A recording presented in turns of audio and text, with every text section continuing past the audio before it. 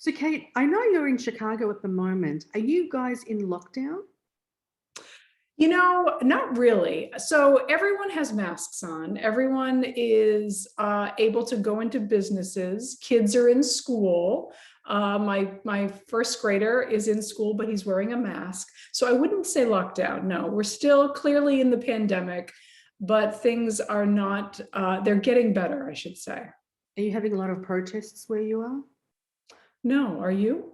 A lot, a lot. So, in Australia, we're in lockdown. The East Coast is on lockdown. It has been for many months now. And there is protest after every weekend, if not now in the weekdays even. Construction workers are now protesting because they don't want to force vaccination. Really Yeah, fascinating. yes, yes. Fascinating. And what city in Australia are you in? I'm in the capital. I'm in Canberra. Sure. And then there's Sydney and Melbourne, who are the two big cities, and they're the ones that have had the most Melbourne's the most lockdown, but the protests are happening in those two specific cities. Really fascinating. So I spent my junior year of college in Perth, Australia, and I have a very soft spot in my heart for Australians and for Australia, and just absolutely love the Aussies and enjoyed my time there immensely in the Margaret River area and Fremantle. And yeah, I would love to come back. I would love to come back. How long were you here for when you were in Perth? A year. Oh my goodness, nice. On your own? You were on your own? Yeah, I was in college. It was my junior year of college. Fantastic, fantastic. Oh, just because I come from a ethnic background, so if I was going to go somewhere at that age, I would have my family coming with me. I wouldn't be allowed to go on my own. So I'm saying, are you alone? So I want to really dive into To Dine For, because before I press record, I've been looking into having yourself, Kate, be on the podcast for like ages. And I'm so grateful to have you on. And the first question I want to ask you, if you can let me know, you've built a very big, beautiful, and successful series that interviews 10 well-known athletes, musicians, entrepreneurs, creators from all walks of life. You take them to their favorite restaurant, and then, in your words, that becomes the backdrop for a conversation on achieving and pursuing the American dream. So my question to you is, why journalism? So my background is local news. I was a reporter in small, medium, and large cities. I started out in South Bend, Indiana, worked in Little Rock, Arkansas for 5 years, and then got the call of a lifetime to come anchor the morning news in New York City. I anchored the news in New York City for 5 years, and then I moved in transition to Chicago for the evening news and anchored at the CBS affiliate in Chicago for 5 years, anchoring the evening news. So my background is interviewing people, and it's local news. And what I learned in that experience is that, I love to hear people's story, and I love to hear how they created things out of nothing. That is really, if I had to pick the type of story that I like the most, that is it. And so for me, what I noticed is that people really come alive when they're talking about food and where they love to eat. It's one of my personal passions, but I know that even you don't have to be a foodie or someone who is really into food to have a favorite spot. And when people show you a place, whether it's in their hometown or just a place that they adore, you see a different side of them. Their guard comes down, and you're seeing a snapshot of who they really are. And for me, the concept of eating out and interviewing people in restaurants is really multifaceted. It's not just because I love to eat and I love to eat out. It really is a storytelling vehicle to get to know someone better. Is it hard to interview someone while they're eating or while you're eating? It depends on the guest. I have no problem eating. Of course, I'm now in my 4th season of the show, To Dine For, that's on PBS on Amazon Prime. But for me, I just love sitting down to a meal with someone. Rita, if you and I were to go out to eat at your favorite spot, whether that's in Australia or where it is in the world, we would have a different conversation than we would in a sterile office, or on a Zoom call, right? There's a level of connection you have when you're breaking bread and you're really having a meal and a conversation. You're connecting and you're relaxing. You can see people relax and enjoy themselves. But to answer your question, yeah, some people are more comfortable eating. I mean, I've had guests that don't eat a bite, and I've had other, and you know, but and then I have guests that literally can't stop eating. So you know, everyone has a different comfort level with the premise of the program, but every episode seems to work out. If that makes sense. Obviously. And then because you've gone from anchor to hosting a show, do you find that hosting a show, you have more leeway to be yourself and ask the questions you want to ask? Oh, yeah. Oh, of course, they're completely different jobs. Sure, they have their roots in journalism, but they're very, very different aspects of television. And, you know, this show, To Dine For, is I'm the creator and producer of it. So I have a lot more freedom than I ever had in local news. And the subject matter is different. You know, it was the news of the day. It was a much more serious operation than To Dine For. However, I will say that I find enormous meaning in both jobs. I felt very honored and privileged to do the local news. But for me personally, this program encapsulates everything that I'm really, really passionate about in life. And I bring all the skills that I acquired as a journalist to the program, whether it's writing, putting television together, trying to get guests, telling someone's story in a beautiful way, and really allowing them to share their journey and their truth. I love that. So then when you moved to hosting your own show, was that an idea To Dine For that you had? Was it a PBS idea? Oh, it was your idea. That was my idea. Oh, so then you pitched to PBS? Yes, I pitched it everywhere. So I had when I had the idea for the show, it was really more of a pipe dream. I thought to myself, wouldn't it be amazing if you could interview some of the world's most fascinating people at their favorite restaurant? It was a hunch that dining would actually make for a better interview. And I think that the show proves that it absolutely makes for a really relaxed and wonderful experience for the guests to share their story. The question is, who's on the show? And the guests on the show and the guest selection is crucial to the success of the program. And that is, guests have to fall under two categories. One, they have created something on their own. So whether that is anything from a company, they're a founder, a CEO, to a book, they're an author, to an artist, they create works of art. On this particular season upcoming, we have one of the world's most famous architects. So obviously she's created buildings around the world. And I like to dive into not only the journey of how they got where they are, but also really their creative process and what is their unique, secret, special sauce that they bring to their creations and they bring to the world. So when you pitch this, and you said you've pitched this to many people because of the reasons why, you know, there is a unique way to talk to someone when they're relaxed in their favorite place. It's a different conversation. I totally get that during lockdown. I totally, astoundingly. When you do that, when you've pitched that, because for someone who's listening right now and they have an idea that they think, you know, I could potentially get this off the ground.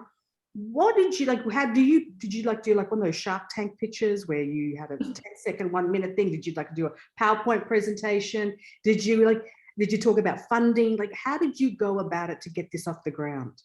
Well, it's interesting. It's sort of, you know, the program is about how people created things, right? It's about all these guests, whether it's Howard Schultz of Starbucks or Sarah Blakely of Spanx or M. Night Shyamalan, the movie director. It's how they created things. And yet here I am trying to create my own television show, knowing nothing. So it was a very alternate universe. It was a story within a story. And so, yeah, me creating the show itself is its own story.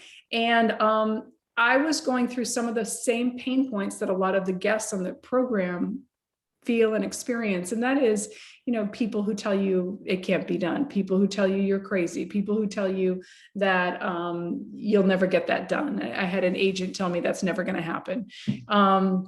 When I walked in and told him my idea. So what do you do with all that, right? What do you do with all that rejection and negativity? Even my mother was like, really? Why don't you get a news anchor position? Because that's what I was, right? That's what people always want you to continue doing. People, you know, subconsciously put you in boxes and sometimes consciously too. And they tell you you're in a box.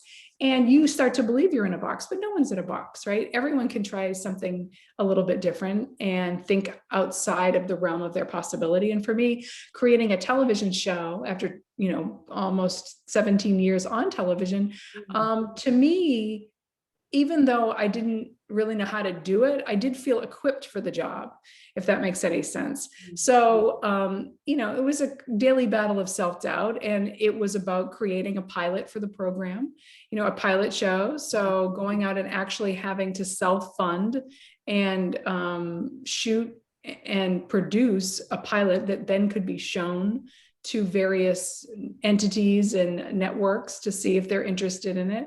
So, there is definitely a process to creating a television show that I learned along the way. And it's, it's 1,000 different calls, and it's trying to talk to anyone who you think might have any level of expertise in the realm of producing a television show. And that's kind of what I set out to do.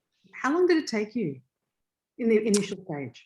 Yes, I would say a solid 18 months.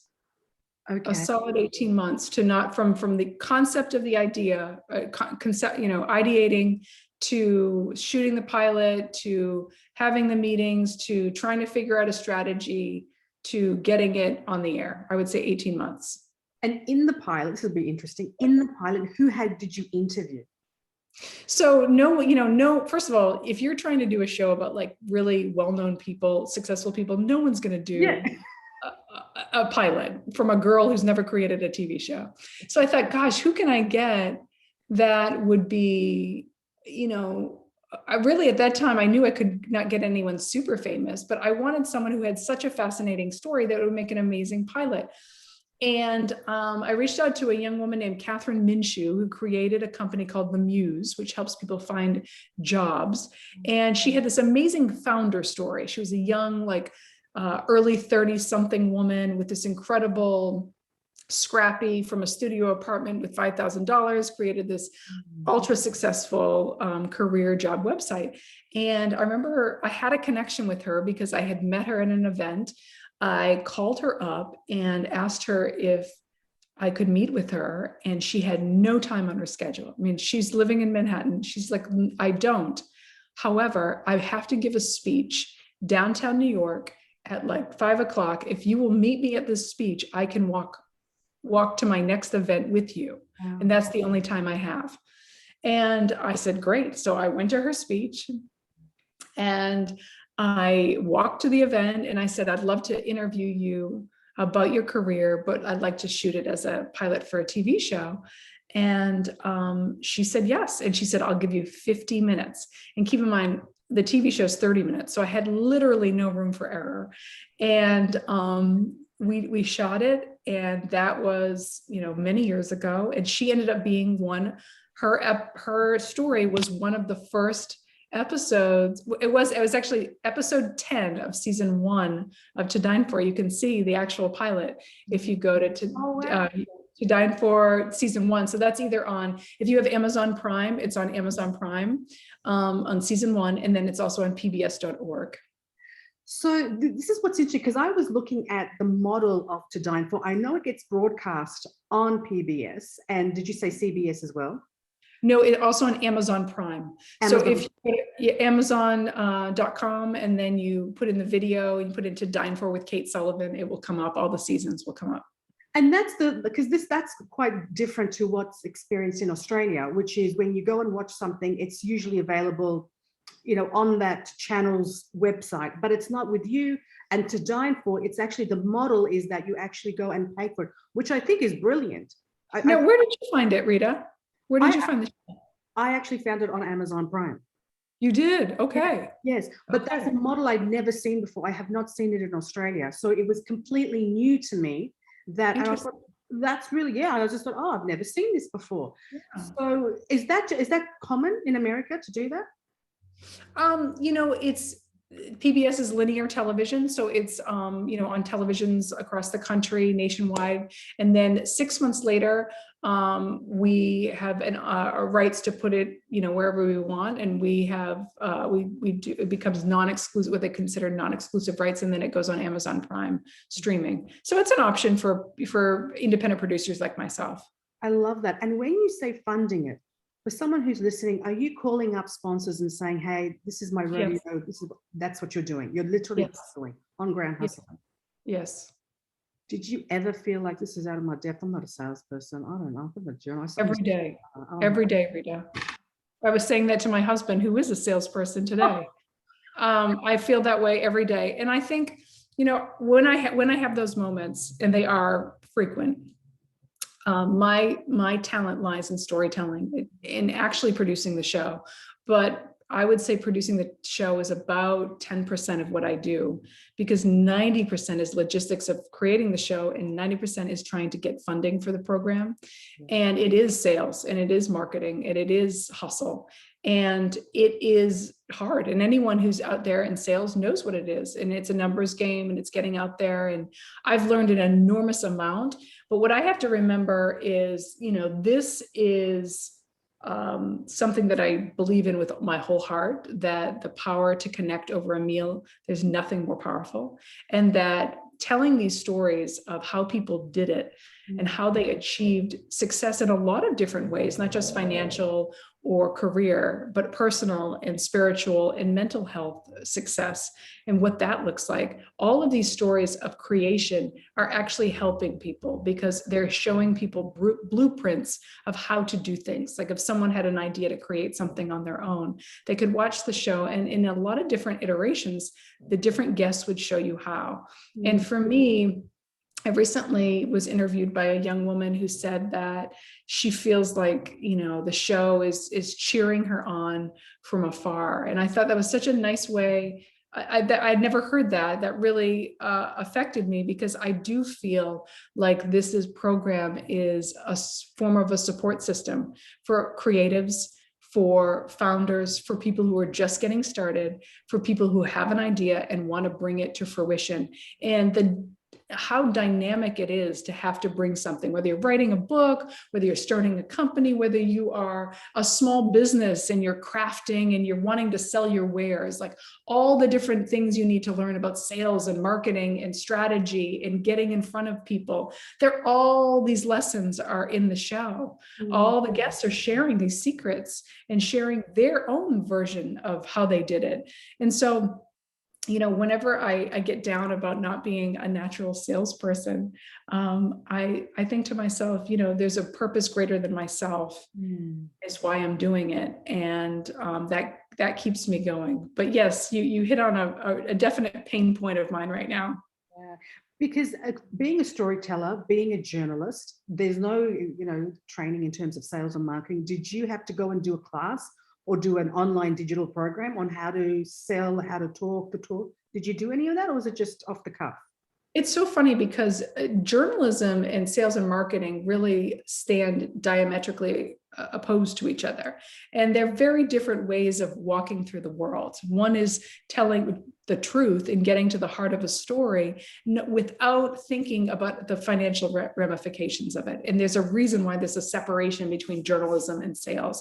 And I understand that completely. And I understood it as a journalist, but I understand it even more doing what I have to do now in both.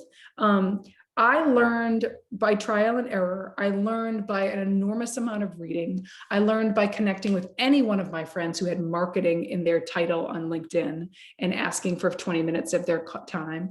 I learned by watching videos on YouTube of sales and marketing. And I learned by trying to understand all of the brand marketers that I reach out to and what their needs are and how To Dine For could possibly fit into their needs. Honestly, I'm a work in progress, just like anyone listening. So if anyone has any tips for me, feel free to email me. Well, it's interesting because you're doing the sales, you're doing the marketing, and what I find even more insightful is that you're spending, what you said, 10% on the production of the show, producing it, versus 90% in the background, getting it all happening. Yes. Do you do everything, like find the cameraman to finding the guy that's going to hold the boomer, like the boom, voice boom? Like, are you doing everything? Like, do you have anyone contracted to give you a hand? like in the No, day? no, we work with, yeah, no. We work with freelancers that we work with crews around the country. And we work at an amazing amount of crews, New York, LA. We have a stable of really incredibly talented people. We have a producer that works on To Dine For, John Golner. I'll give a shout out to John. He works not only on the TV show, but also on the podcast, because we have a 50 episode podcast called To Dine For the Podcast. That is also along the same vein, but obviously different, because the show, it takes a deeper dive into the restaurant and we're there. Usually the podcast we do virtually, but yeah, we are hustling. We are thankfully telling amazing stories and inspiring stories, and that's what really keeps us going. And so the jump from trying to get the caliber of guests that you wanted, was that simply by having PBS say yes to your pilot? Is that what allowed someone like Sarah Blakely, Tom's founder, to come and say, yep, I want to be on your show? So we started out with season 1 with an amazing list of guests. We had Howard Schultz of Starbucks. We had Norman Lear, the great Norman Lear, one of the most innovative and amazing television producers of our time. We also had Jose Andres, the chef and humanitarian of World Central Kitchen, who we interviewed him, and then two months later he was nominated for a Nobel Peace Prize. So or he was a candidate, I should say. So we had a lot of good timing and a lot of luck. Jessica Alba of The Honest Company was in our first season. So we had some really dynamite guests right out of the gate, which really helped to give the show momentum and to get eyeballs on the show. And then it's sort of grown from there. I mean, I really look when I'm trying to cast the show for some of the most dynamic storytellers and innovators and visionaries of our time. And so I'm looking at a lot of different things as to who would be a great guest. It's not just someone who's famous or has a big name. It's really, what have they done? What have they created? And how are they using what they have created to serve the world? If they fall into that category, you can bet I have an email out to them. And so that's how you proceed. You send out an email and then you let it go from there. Do you find, because I know you travel from place to place to get to the favorite restaurant of the guest. Yeah. How has that affected it during COVID? Because I know season 4 is coming out. Season 3 we shot entirely during the pandemic, which is stunning in hindsight. I actually can't believe we did it. We had a couple of episodes done, and we were like, if you remember at the beginning of the pandemic, like March, April, May, no one knew what was going on. Was this going to last 12 weeks, 10 weeks? We had no idea. And so we made the decision to proceed with caution. And what would have taken probably 6 months took a year to produce season 3. But we literally went one show at a time in a city or a state that we were allowed to be. We followed every rule. Everyone was masked.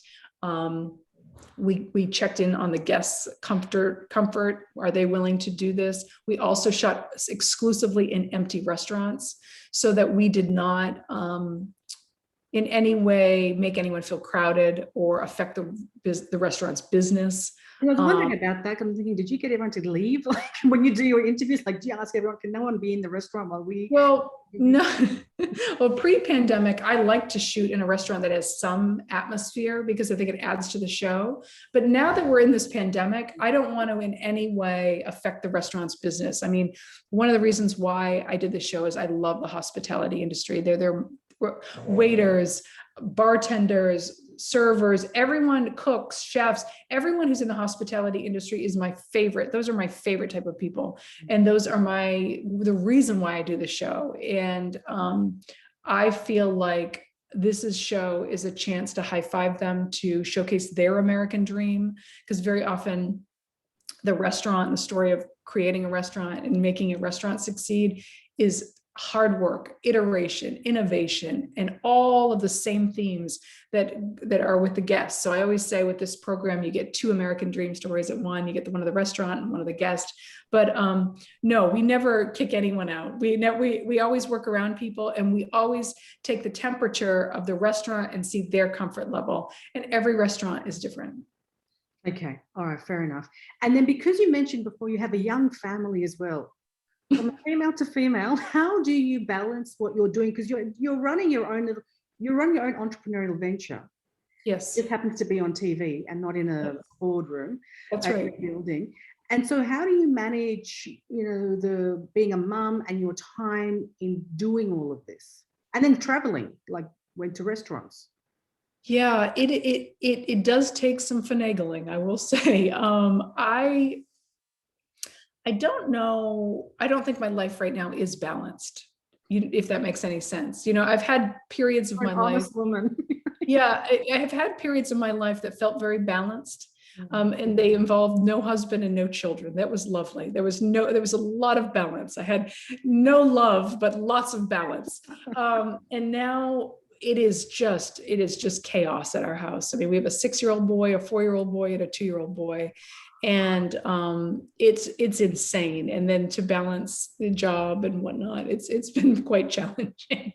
We could do a whole podcast on that, Rita.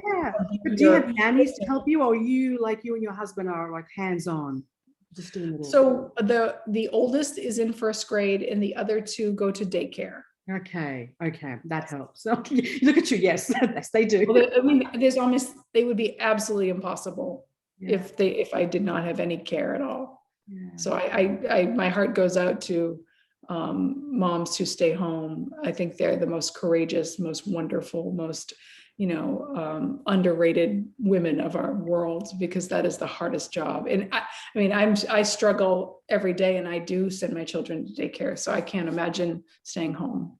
And do you do the cooking? Like, are you cooking dinner? I do the cooking. I will say, in fact, my husband, okay, so we started talking at 4, at 3:40, he dropped me off, and I just whipped up a chicken and broccoli, sesame oil, onion, garlic. Yeah, a Chinese dish that I'm really excited about. So I can cook, and I can cook fast. So that is a superpower. Yes. I love cooking. Well, obviously, because you're a foodie, and this idea that sprung up about. I love it. So let me ask you this: have you ever been nervous about interviewing the big names that you would consider a big name to you? All of them, yes. I'm nervous all the time. I'm nervous before every interview. I can't sleep the night before. I usually, because of my schedule, I fly in the night before. I stay in a hotel, but I usually try to do like an afternoon flight because of the kids. I stay overnight, and I always try to do the interviews at lunch and then fly home the next day. Wow. So I'm really not, out and about, or as much as I seem, although that is still quite a bit of travel with 10 episodes. But the real story is, where do I eat the night before? Because that's where I get to pick. And I'm obsessed with restaurants. So I'm always like, whenever I'm going to a new city, I do all this research and make sure I go to a great one. But the restaurant is it isn't in my hands, right? It's in the hands of the guest. So people say, oh, or is there ever a time where you don't like the food? And I said, that doesn't even enter my mind, because I'm so obsessed and in love with the concept of trying to extract the best story from this guest as possible, that the fact that they chose that restaurant is the most important thing. The fact, finding out why they chose it, what it says about them, and then hearing their story, making them feel comfortable.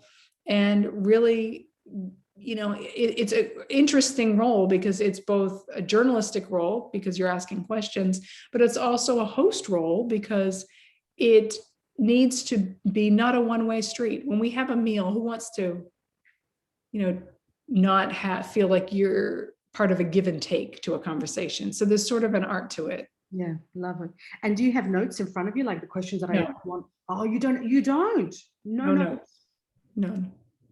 Really? No. Like, I'm just going to jog my.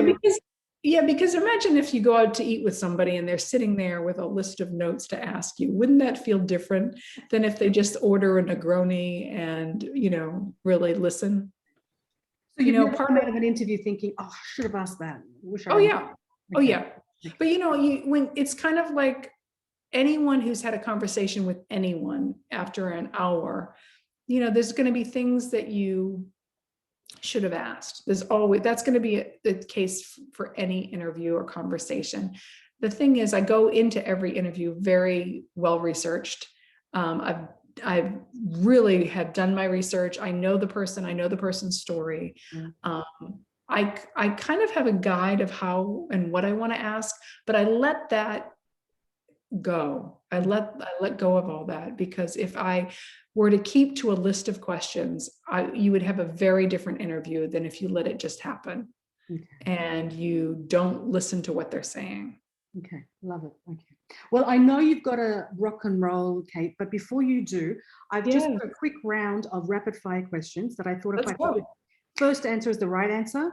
Whatever first, your gut tells you the right thing. Okay. All so right. number one, now what's the hardest thing about turning your passion into To Dine For? Money, lack of money. What's the easiest part?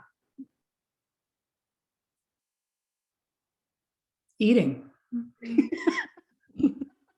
What? No money and eating's good. Do you prefer texting or talking? Talking.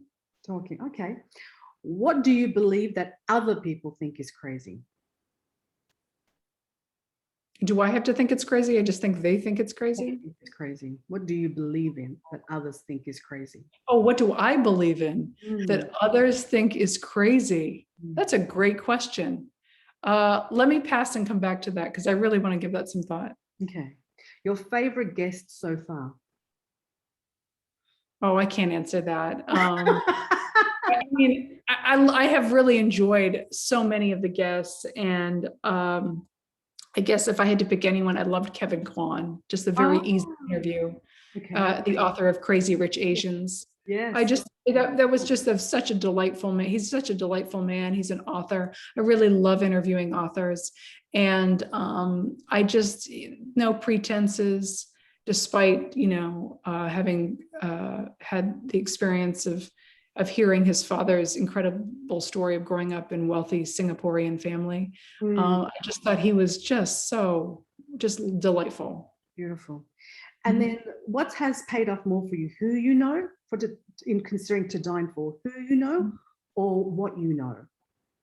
What I know. What you know. Yeah, I didn't really know anyone. Yeah. I mean, I think that's important for people to know. Like, yes, I had a background in journalism and had worked as a reporter, but I really didn't know anyone, and I really didn't know how to create a TV show.